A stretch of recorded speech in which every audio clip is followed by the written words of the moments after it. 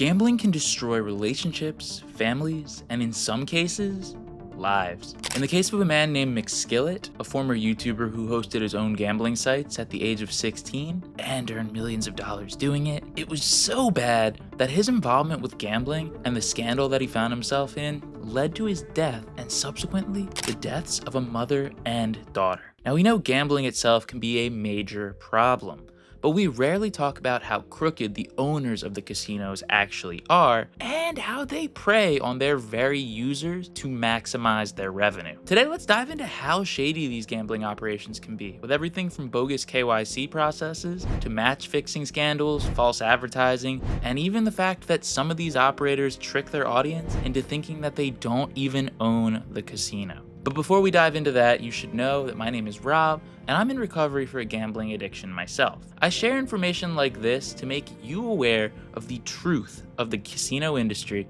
because for a very long time, I made the mistake of believing that I would come out on top with gambling, when the truth was that it's all designed for us to lose in the end. I come from a background of gambling on the sites that you see on TV commercials, but I've just recently found out that the entire industry is crooked in one way or another, even the part of the industry we'll talk about today. I want you to smash that subscribe button if you want to avoid making the same mistakes with your life that I made with mine. And speaking of mistakes, let's talk about how casinos handle their security. KYC, or Know Your Customer, is a big problem around virtual casinos. There are usually no age restrictions on these sites, meaning that anyone can enter them. And with VPNs, there's really no barriers to entry at all. Even minors can access these sites pretty easily without having to go through any age verification check. Then they're also able to gamble away all of their money while in the process risking becoming addicted to it. But if by some weird beginner's luck miracle they actually end up winning some money,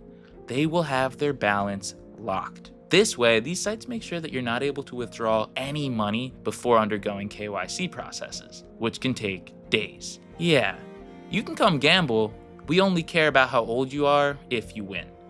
Sounds about right. Now, for compulsive gamblers or gambling addicts, this can lead to them continuing to gamble with the potential of losing it all. Besides that, you can also never actually exclude yourself from these sites, since you are able to basically just create a new account within minutes with the help of one click through a cryptocurrency wallet. These sites do everything possible to prevent you from winning any money and everything possible to keep you coming back for more. Now, not only are the casinos seemingly at war with their customers, but sometimes they're actually at war with each other. For example, the CEO of CS gambling site CSGO Empire published a 10-page letter trying to expose another site called CSGO Roll. He stated that CSGO Roll was scamming their customers through a Ponzi scheme, which seems like what every casino's doing. But the conflict peaked when the owner of CSGO Empire, who calls himself Monarch, paid people to protest against the site during a major CSGO tournament. They rushed the stage when G2, an esports team sponsored by CSGO Roll, played, leading to a lot of chaos and a broken trophy. To translate this, they staged a mini riot to hate on their competitors. Casinos are advertising with influencers and stars. Advertisements are everywhere, whether you're on YouTube, at sports stadiums, seeing a billboard, anywhere. They're actively advertising to minors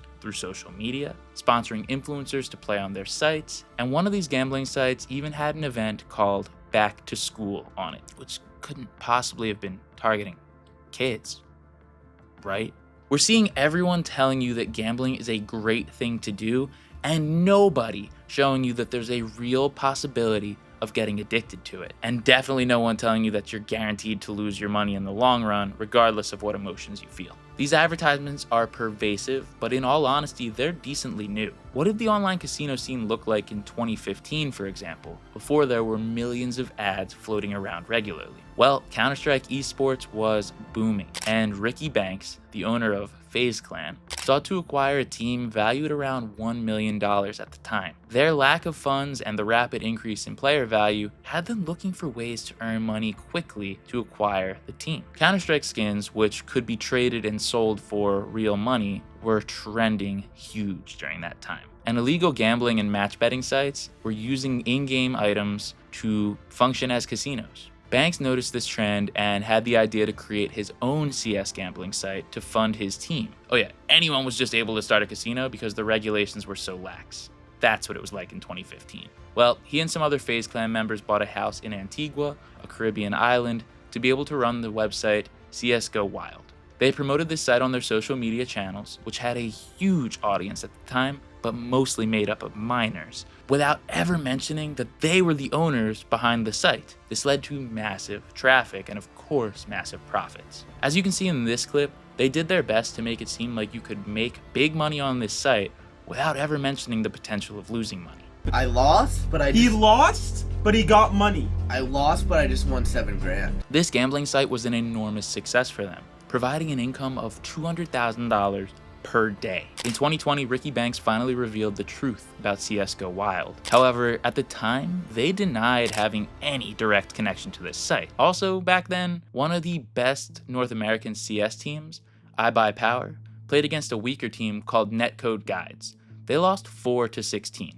Despite being heavily favored, making obvious mistakes that the community knew something wasn't right. Additionally, there were some unusual betting patterns on a match betting site during this, and a large sum of in-game items were wagered. 1 year later, evidence was found that iBuyPower was fixing the match to get returns through these match betting sites, estimated at around $10,000. The players involved in the scandal were permanently banned from Valve-sponsored events, significantly impacting their careers. This leads us to a similar case with PhantomLord, who had the most followed personal Twitch channel at the time. He created his own gambling site, CS Shuffle, and would advertise the website in his live stream, again, without ever mentioning that he was the person running the site. All the profits generated through the site went directly to him, scamming his fans and even friends that gambled on the site. He started gambling ridiculous amounts of money, acting like he was using his own balance, and even rigged the site to make sure that he won,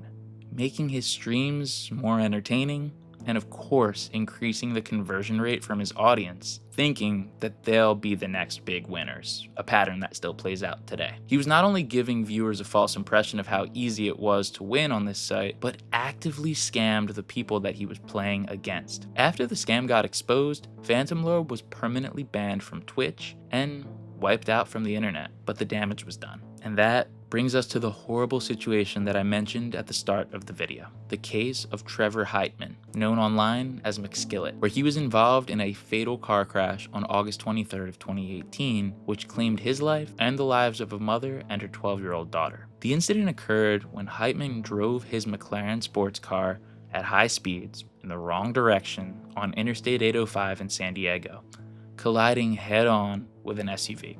But why did he do it? Investigations revealed that Heitman was facing significant personal and financial troubles. But up until that point, he was making millions of dollars online, streaming himself opening CSGO skins, and taking bets on the value in an online casino. When it was revealed that he was actually a co-owner of the online casino, he was banned from playing the game. The truth is, online you never really know who's telling you the truth. The people I mentioned in this video may very well tell you that I'm not telling the truth if you ask them. But in a world where gambling is becoming more popular, it's important to keep your guard up and recognize when you might be getting involved in something that doesn't quite feel right. Trust your gut. And if your gut is telling you that gambling as a whole is becoming a problem in your life, then check out this video I made about my gambling addiction story. If you can relate to what I was going through, it may be time to consider giving it up. With that, let's keep our heads on straight and let's focus on getting better together, one day at a time.